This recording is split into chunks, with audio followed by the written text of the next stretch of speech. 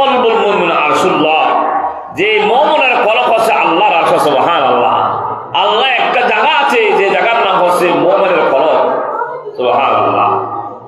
মন্না গুঞ্জন দর জমিন ও আসমান, লেকে গুঞ্জন দর কুলুবে মুমিনা। আল্লাহ আসমান জমিন, আসমানের জমিনে না হয়ে আল্লাহ একটা থাকার স্থান আছে, বিশেষ স্থান, যে বিশেষ স্থান হচ্ছে মুমিনের কলব। সুবহানাল্লাহ। সেই জন্য মুমিনের কলবকে বলা হয় কলবুল মুমিন আরশুল্লাহ। মুমিনের কলব হচ্ছে আল্লাহর আরশ। সুবহানাল্লাহ। আসেন, তারা সবচেয়ে আল্লাহর দরবারে প্রিয় মুমিন, আল্লাহর প্রিয় মুমিন মুসলমান, মুত্তাকি, পরহেজগার। এরা কারা? এরা আল্লাহ স্বয়ং বলে দিয়েছে, ইয়া আইয়ুহাল্লাযীনা আমানুত্তাকুল্লাহ ওয়া কুনু মা'আস সাদিকিন। আল্লাহ বলেন, হে ঈমানদারগণ, তোমরা ইত্তাকুল্লাহ, আল্লাহকে ভয় করো, ওয়া কুনু হয়ে যাও মা'আস সাদিকিন, যারা সত্যবাদী তাদের তোমরা অন্তর্ভুক্ত হয়ে যাও। সুবহানাল্লাহ। এলাকার আপনারা একটা উরস করেন, যে উরস খলিফা রহমাতুল্লাহ উরস, ও এলাকার মুরব্বীগণ যারা ছোট বড় পুরুষ মহিলা ইন্তেকাল হয়ে গেছে তাদের আপনারা উরস করো। তাকে প্রত্যেক বছর তার মধ্যে আমি দিয়েছিলাম সিদ্দিক আকবর খলিফাতুর রাসূল আফজালুন নাস বাদাল আম্বিয়া, যিনি সরকার আলম সাল্লাল্লাহু আলাইহি ওয়াসাল্লামের পরে যিনি নামাজের ইমামতির দায়িত্ব করে দিয়েছে, আমার রসুল পরে যাকে খলিফা বানাইছে আমার রসুল স্বয়ং দিয়ে দিয়েছে, ওনার নাম হচ্ছে সিদ্দিক আকবর রাদিয়াল্লাহু আনহু। সুবহানাল্লাহ। উনি ওরস সহ এমন খলিফা শাহ প্লাস মুরব্বীগণের রস আজকে আপনারা পালন করতেছেন।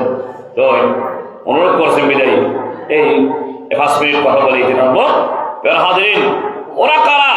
ওরা হচ্ছে আল্লাহর ওলিরা, মুত্তাকিনরা। এরা কার মুত্তাকিন? রব্বুল আলামিনের মুত্তাকিন, যারা আল্লাহর কাছে প্রিয়।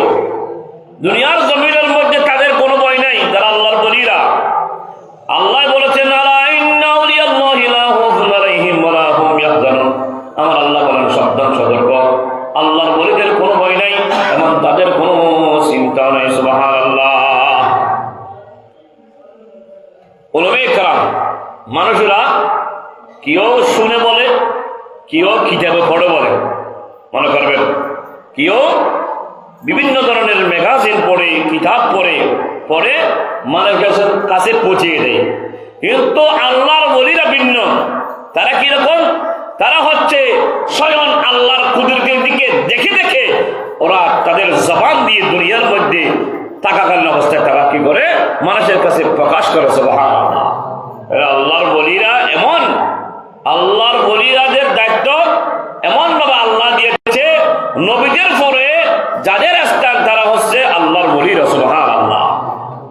উলামায়ে কেরাম মানুষ শুনে পড়ে মানুষের কাছে পৌঁছিয়ে দেয়, কিন্তু আল্লাহর ওলিরা শুনে দেখে না, করে না। যখন আল্লাহ যাই বলে তাই আল্লাহর কাছ থেকে শুনে মানুষের কাছে রন্ধ্রে রন্ধ্রে পৌঁছে দেয়। ওরা হচ্ছে আল্লাহর ওলি, মুত্তাকিন। সুবহানাল্লাহ। আল্লাহ বলেছেন, ওকুনু হয়ে যাও মা'আস সাদিকিন, যারা সত্যবাদী তারা তাদের অন্তর্ভুক্ত তোমরা হয়ে